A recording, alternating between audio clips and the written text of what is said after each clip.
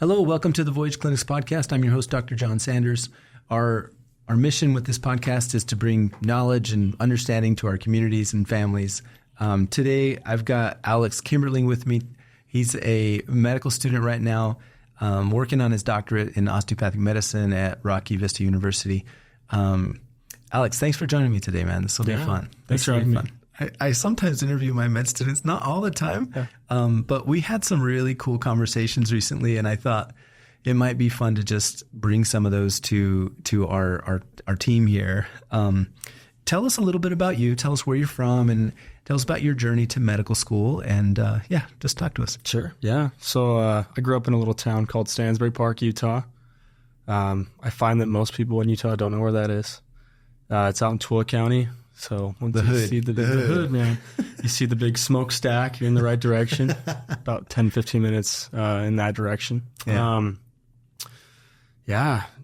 high school out there. My parents just flew out there and everything. I'm the oldest in my family, so kind of trailblazing and first one in my family to kind of pursue a medical career. Okay. So I did a year at BYU. Back in 2015 is when I started my undergrad here in Provo. Yeah. Did a year there. I kind of knew already that I wanted to do medical school. Mostly was doing generals. Wasn't really preparing myself super well. I actually ended up going on an LES mission after that. Where'd you go? Argentina. Cordoba. Cordoba. Yeah. So I learned some Castellano out there. Oh, yeah. Good experience. And I think that kind of sculpted my career aspirations and kind of seeing more poverty than I've ever really been experienced to, and having more experience with kind of forgetting about myself and serving other people and kind of focusing on others' needs. I think that was kind of a big defining moment for me. So coming back, I went back to BYU, and I think that my aspiration to be a physician was even stronger.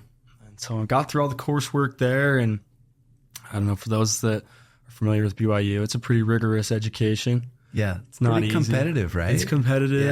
Yeah. A lot of people like to refer to it as cutthroat. Yeah. As far as pre-med goes, there's a lot of competition I've heard there. that, yeah.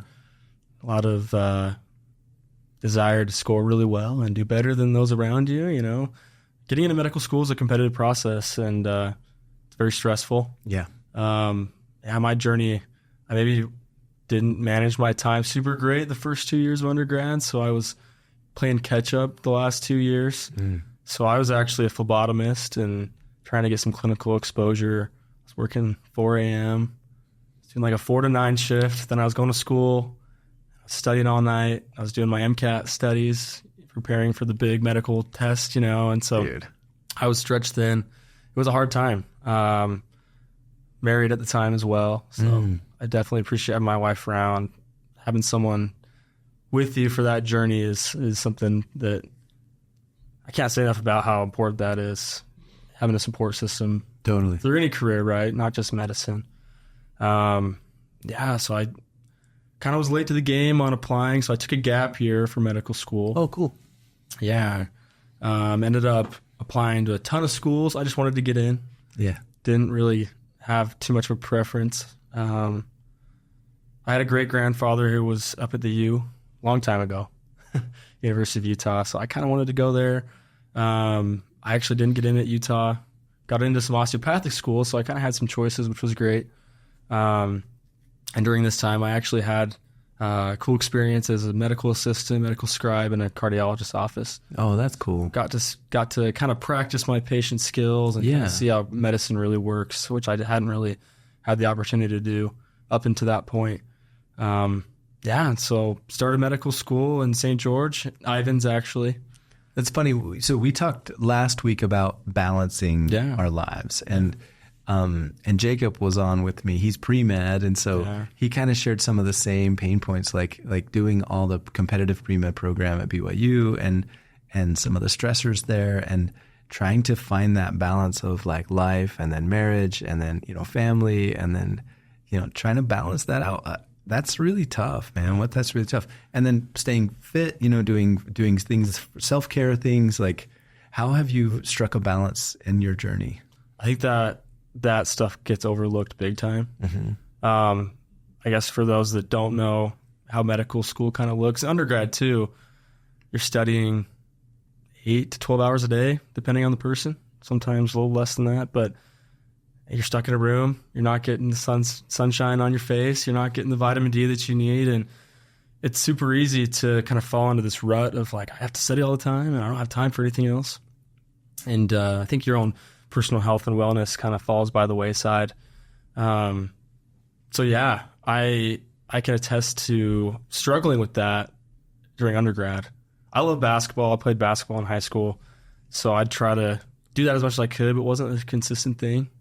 My first year of medical school, just trying to survive, right? Just grinding. Just grinding. Yeah. And we had a good group of guys. We'd play basketball like twice a week. Cool. That was about all I was getting. I'd try to run here and there.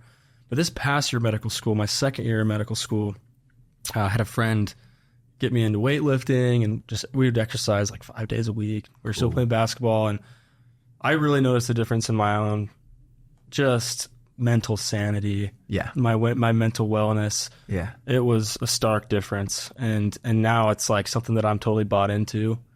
Whereas before it kind of felt like more of a chore, like, okay, I need to be healthy. Like I want to, I don't want medical problems later on. And I've got a couple kids now, so that was also a consideration. Okay. Like, I got to be healthy for my kids, but yeah, it's definitely a mindset that I'm bought into at this point, because I've seen the benefits. I feel like I've done better in school because of better balance, right? Even just sacrificing a couple hours a day to exercise or do something that I enjoy, right?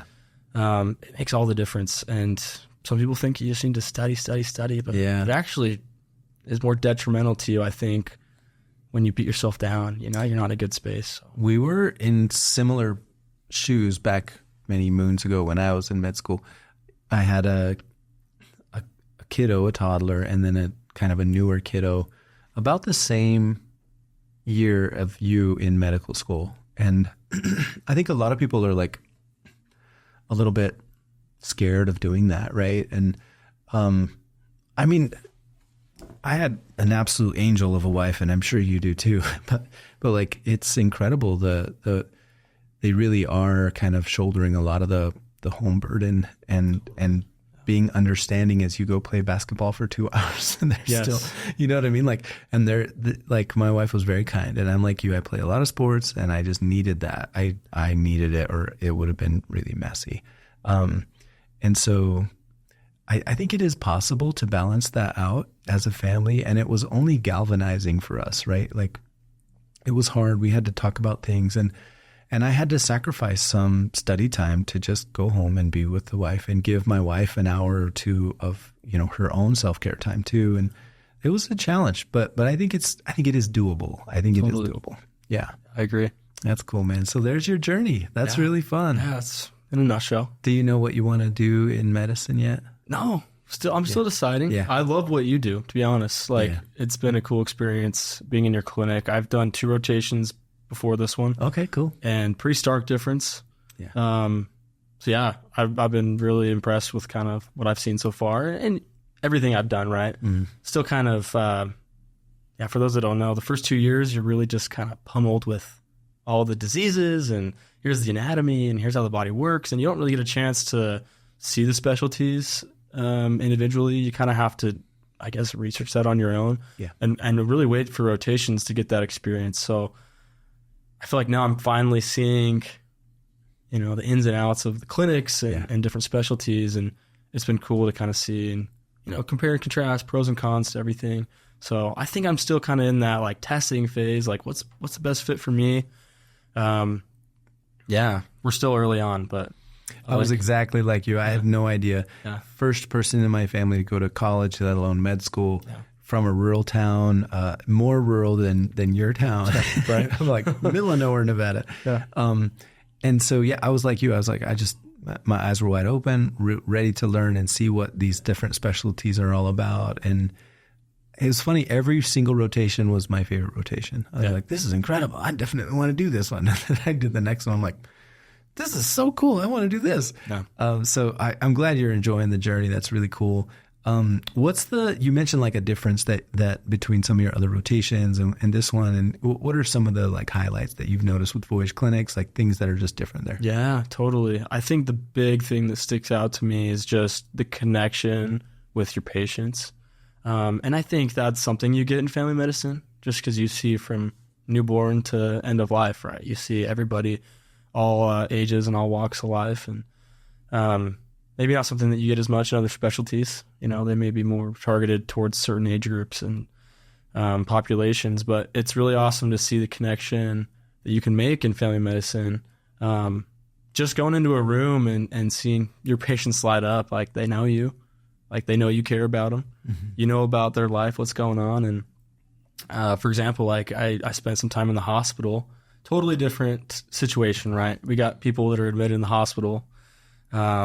And you don't always have that time to kind of get to know them as well. I think as doctors, we should take that time as physicians. But yeah, you're worried about other acute illnesses, right? Like they got all these lab values and all these imaging issues that we're looking through, and we got to figure out what's wrong. So I think we miss some of that in other specialties.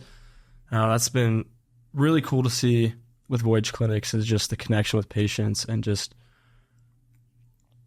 not worried about, you know, some of the monetary gain. Just like, these are my people and I want to take care of them. And yeah, if something pops up, just come in. Yeah. You know, and you can't do that with every practice, you know? And so that's been really cool to see. And honestly, something that I didn't really think existed. So it's been really cool. You know, in traditional family medicine, medicine is evolving, it's changing. Yeah. And I think navigating life, navigating medicine probably would be maybe the title of our conversation today. Yeah. Yeah.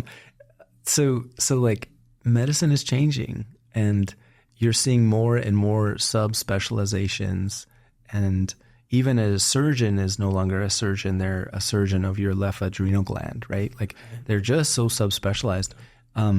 And so what happens is this fragmentation of care, and in traditional family medicine, like I practiced traditional family medicine for 6 years out of residency in Moab. So I was, you know, I was taking care of my patients when they went into the hospital. It wasn't a hospitalist taking care of my patients, right? When you were doing hospital medicine, that hospitalist didn't know these people. They were admitted under their license, under their medical expertise, and they were managing these people for a duration of time, and then discharging them back to wherever they came from, home, hopefully following up with their doctors, hopefully getting the notes with that transaction, etc. Where I came from, when my patient got sick and needed to go to the hospital, they would call me. Hey, Dr. Sanders, like, you got a patient in the hospital. Well, who is it? Oh, it's so-and-so. Okay, well, I'll be right there. I would go there. I already know them. It's a whole nother ballgame when you manage your patient in the hospital. I manage their heart attack. I manage their pneumonia. I manage their cellulitis. I manage their whatever happens to them. And then we discharge them back to me. Right. And then I see them in the clinic the following 2 days or next week or whatever. And I know exactly what happened in the hospital because I managed all of that. And there's no drop in their care. There's no lack of communication. Right now, one of my patients gets admitted to the hospital. I have to really work to get the records from that experience and what exactly happened and why. The patients come back to me and they often don't know exactly what happened. They're like, well, I don't know. I got sick. They told me this is what I had. This is the discharge paperwork. And I'm not sure what, you know, but anyway, it's just become a little bit more fragmented, and there's less of that relationship and continuity. I delivered babies for my patients for 10 years. And so I would deliver their baby, manage them and their baby during the hospital, and then they would discharge and then see them in the clinic in 2 days. Like it was seamless, beautiful, really comprehensive, lots of continuity of care, lots of work though. And so I understand why it's becoming a little bit more compartmentalized, because for me to manage all of my patients in that way, it could be really strenuous. Like I was on call a lot. I was going in at 3 a.m, delivering a baby, showing up at clinic at 7, and then, you know, doing it all over again. So I don't know if it's terribly sustainable, but it is really, really satisfying. And now, we saw a patient today, a family client of ours, and they've been with us for 5 years. And I've watched 2 of their newborns.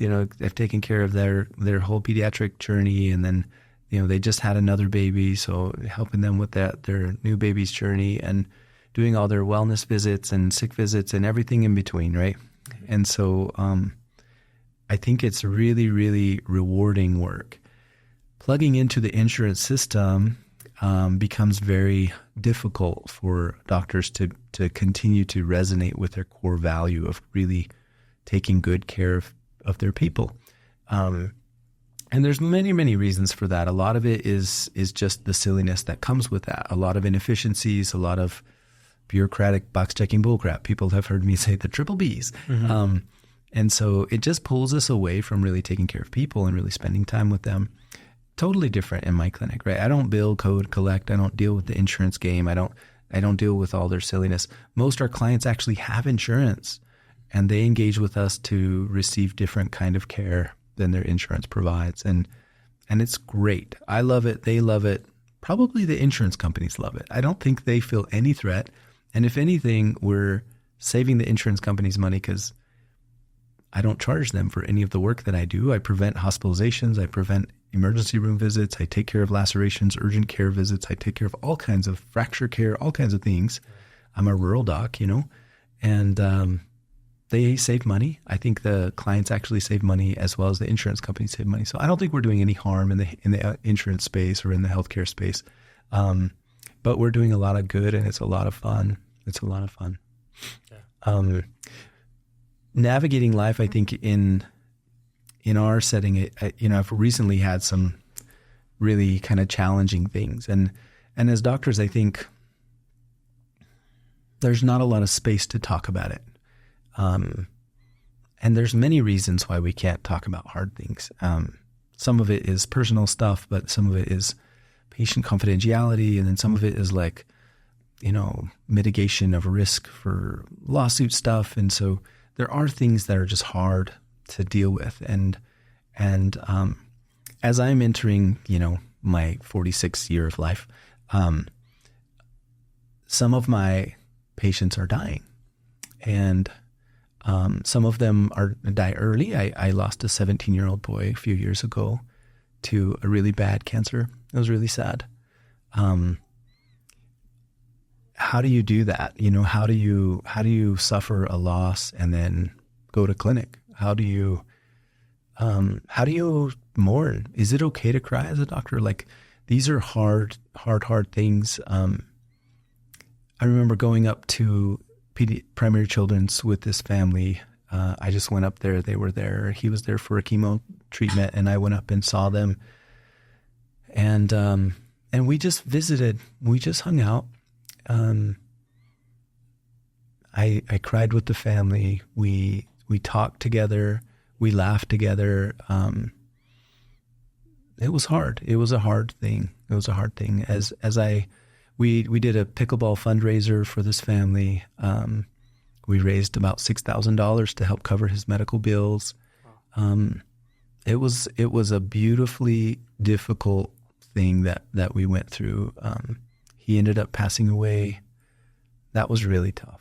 Mom was really struggling, and as the family doc, like, you're there for all members of the family, right? So we dealt with a lot of the trauma that the wife dealt with and is still dealing with. It's really hard for her. It's been a few years, and the papa, and then the siblings. This kiddo had a lot of siblings, and so we had to talk through that, and just be there and be available and connect. As you develop relationships with your clients, with these wonderful people, you will just be a better doctor for them. It doesn't matter what you specialize in. Take the time to get to know them, to really be with them, and it really changes the whole equation. Yeah.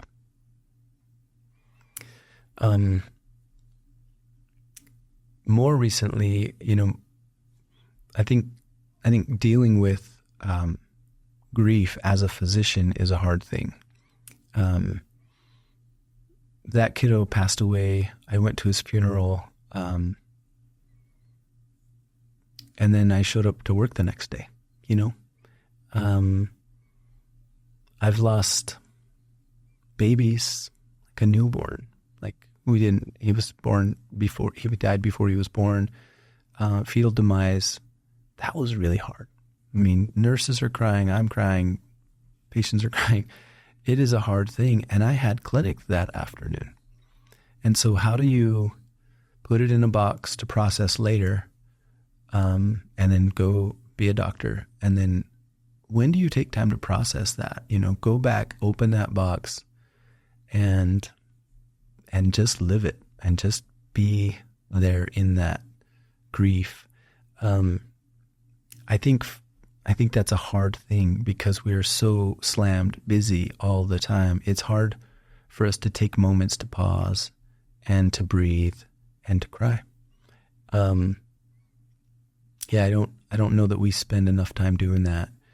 The vocation is so demanding, it almost doesn't allow that. And I would argue that maybe some of our society is so filled with things and busy that maybe we're not taking enough time in our day-to-day lives as individuals. So that's kind of the doctor journey. But even the individual journey, are we spending time for those emotions that we've put in a box to process later? Have we taken the time to pause and open the box and breathe and feel those things and just be there and hold that space for a bit and allow that to pass through you? I don't know. I think that's hard. Have you had any experience with these kinds of things? Yeah, I think you bring up a great point. Just in my short experience in the medical field. Yeah, you're like 16, right? You're like 16 years old. It feels like it. Like so young. Feels like that, honestly. In this career anyways. But I think sometimes, and maybe it's just the way that you feel within yourself as a medical provider, across the board. I just feel like you have to be like invincible, right? Mm-hmm. Like you said, the career is so demanding and you feel like you don't have time to just sit down and process, meditate, and mourn. And I felt that throughout medical school. I feel like you're almost kind of desensitized to things, like gruesome images of injuries or diseases, or for example, we have a pediatric lecture every once in a while, and almost every time in the case report, the infant passes away. Yeah. And it's just hard because you have to realize that this is like real life. And I don't think we take the time, like you're mentioning, to really process it. And, I feel like personally I've kind of grown up and not dealt with a lot of loss in my life. I haven't lost a lot of family members. I think I'm getting to that age where my grandparents are starting to get older, and lost my grandma about a year and a half ago. And then I lost my other grandma, I think it's been about 2 months. And I kind of want to speak on the more recent time. I was in my first rotation feeling pretty stressed out. For those that don't know, it's like 7 to 5 shift type deal. Mm-hmm. You're not getting paid for it. Yeah. You're kind of just there to learn. We're working. And then we have exams that we take after every rotation. So you have to kind of study. And because you're gone all day, you don't have time to really be taught the material. You learn what you can while you're on rotation, but you kind of teach yourself. So I'm stressing myself out that I got to do all these practice questions and read up on things. And one of these weekends, we got together, had a birthday party for my grandma. She was 75, been on hospice for like 5 years actually, which is super uncommon. Oh yeah, that's not It's like elective hospice. Oh. She had a few things going on, congestive heart failure. She had follicular lymphoma, pretty, indolent cancer. So they weren't super worried about that. Few things going on. She was on oxygen, but she always seemed to be okay. Pretty good health, just from my medical standpoint. We had a great day with her. My wife just had a baby, and so she was meeting my daughter for the first time. And this grandma was pretty dear to me. She kind of raised me, actually. Yeah. Through the first 6 or 7 years of my life. And it was a good experience. that day. And it's kind of crazy to me because she said, all right, well, I love you, when she was leaving. This will be the last time I see you. And I kind of just felt, okay, I feel like she said this to me before. Like, she seems like she's in great health. Didn't think much of it. And got a call from my mom maybe a week later, and she'd passed.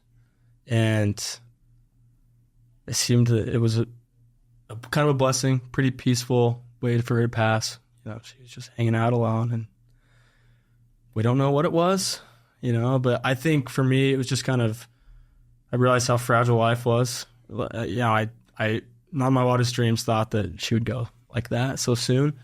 And yeah, it's been interesting to kind of deal with that kind of, she was on hospice, right? You kind of expect death at some point. Yeah. But yeah, it was still unexpected. And you're back to the grind. Back to the grind. You're jamming. Have you taken time to just kind of process that and grieve there a little bit, or yeah, has it been too? I don't think I've taken enough time personally. Yeah. I think the funeral was a good experience to kind of just, you know, take some time, and I was actually able to kind of participate in the funeral, just from kind of family wishes, I guess. I'm the oldest grandchild, so I guess I was the favorite. So I think participating in that was kind of a special experience for me, and a time to kind of reflect and say goodbye and shed some tears and really remember the good times. But yeah, up until that point, I think it was 2 weeks of kind of going to work and dealing with it and not really getting to think about it. And, you know, I've got patients that I'm seeing as well that I'm trying to like learn about and help whatever I can in my small capacity. And yeah, it was a stressful time. Yeah. I feel like I'm kind of getting through it now, just having that closure and experience with the funeral. But I think it goes to what you're saying, right? We don't take the time, and I haven't had that experience of being near and dear to a patient and losing a patient, especially a young patient. Oof, it's hard. It's hard. Yeah. So, take the time to breathe and take the time to just think about it and mourn it through and talk about it. And I think the more times, I don't think grieving has to all be done at once. I think you can do it little pieces at a time, little pieces at a time. And that grief is still going to hit you. On occasion, you're going to be like, well, I miss grandma. Like, she's awesome. And I didn't think that was too short. They often know, and they will tell you, I'm going to die. And they'll usually die within 48 hours to a week after they kind of do that. So I was a hospice doc for 4 years while I was in Moab, as well as doing all the things with OB and all the things. Wow. And so I saw a lot of people die. And I noticed that the older people, they feel it in their bones, and they know, and they often rally back, and they show you something that is like, oh, they look great. She looks amazing. She doesn't look like she's going to die at all. And then they crash, and they usually go. Your story was really cool, and I think thank you for sharing that. I think that's really a really special. That's a really special experience to have. My wife and I both lost our fathers this last year, so that's another ball field. I lost two of my brothers, one of them while in medical school and one of them while I was in high school. I'm well acquainted with grief, well acquainted with death. My older brother died in the mine when I was 17. I was going into my senior year in high school, and that was crushing for me, right? Like, oof, super, super hard.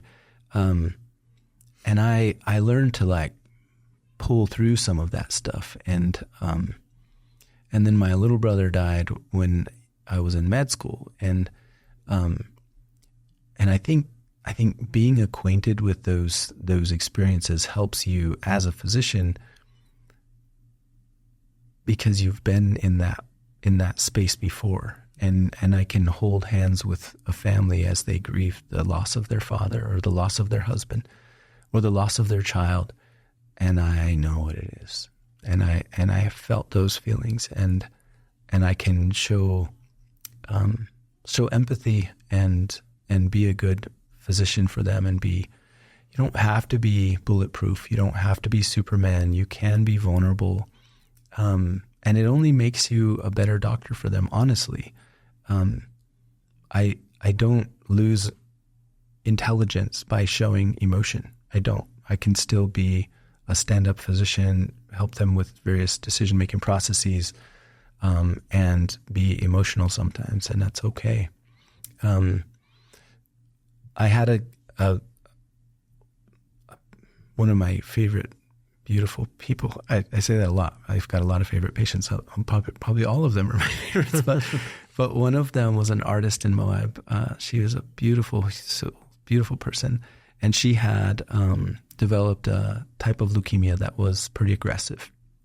She did the treatment for it. During the treatment, I delivered one of her grandbabies. I talked to her daughter. I took care of her husband as they kind of went through this cancer process with them. And it was hard. It was emotionally stressful on all family members. And I helped, husband deal with some depression and her deal with some emotional things. And she was in and out of the hospital very, very sick. And I was managing that too, with the chemo and the immunocompromised states and various things. And it was really hard. And then it went into remission, and she was good for about a year. And then it came back. And I remember she came in and she talked to me. She said, I just went and saw oncology, and, the leukemia's back. And the oncologist asked me what I wanted to do. And I looked at him and I said, I'm just going to get my grandbabies and go to Lake Powell.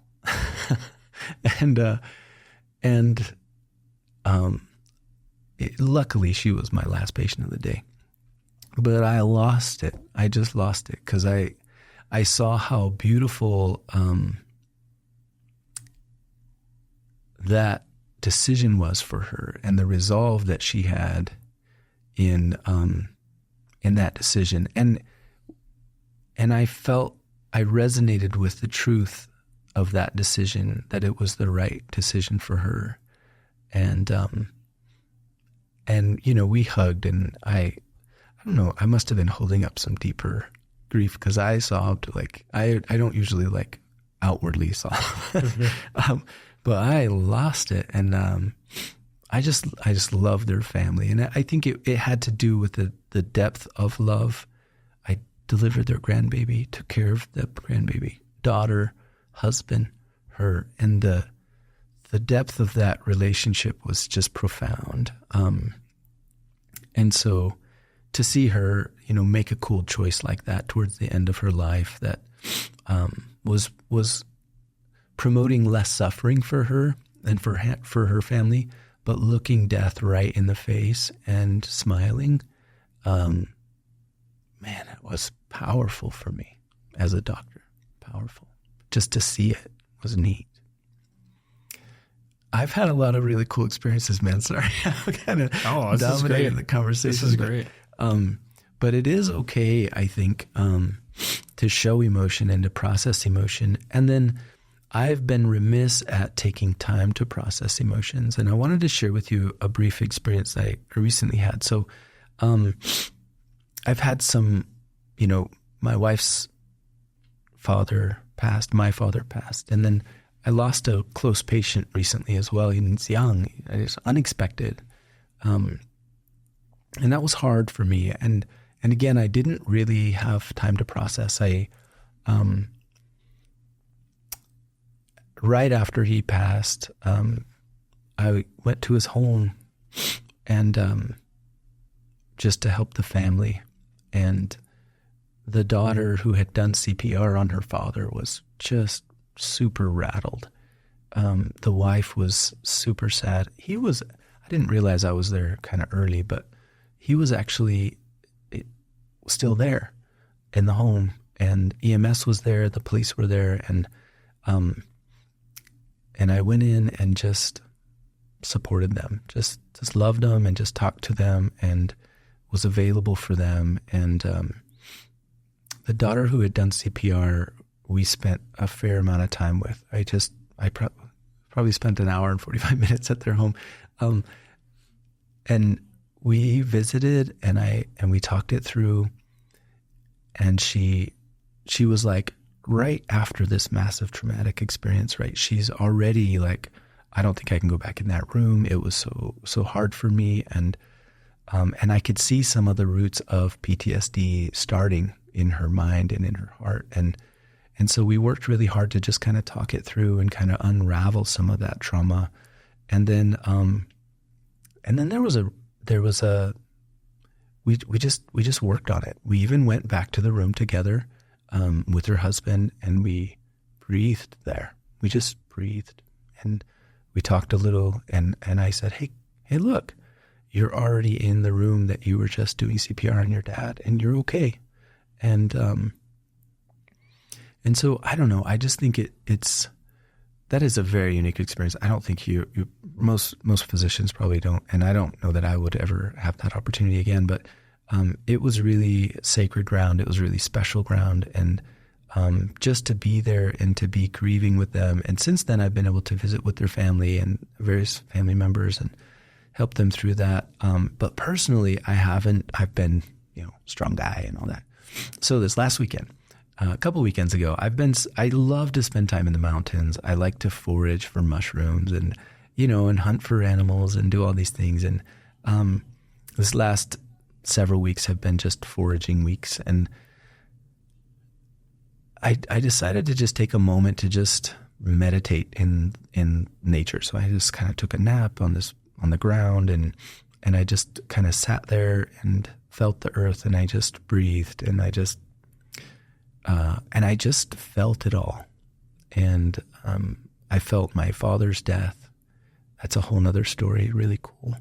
I felt my patient's death. I felt my father-in-law's death, and I felt my daughter leaving on her mission, and all these little lost things, right? And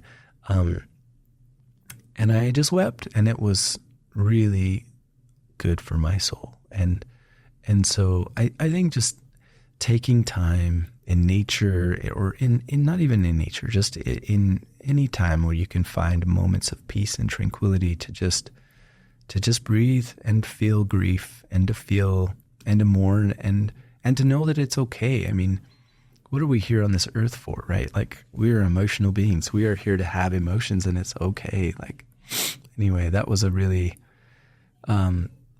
just a significant experience for me. And one I would encourage you to do, and all of my clients to do, is just take the time to find the tranquility to process emotions, mm-hmm. and to feel it and let it flow through you, and don't push it away. Don't be invincible. Just be vulnerable. And, it's powerful, cathartic, like healing goodness. Yeah.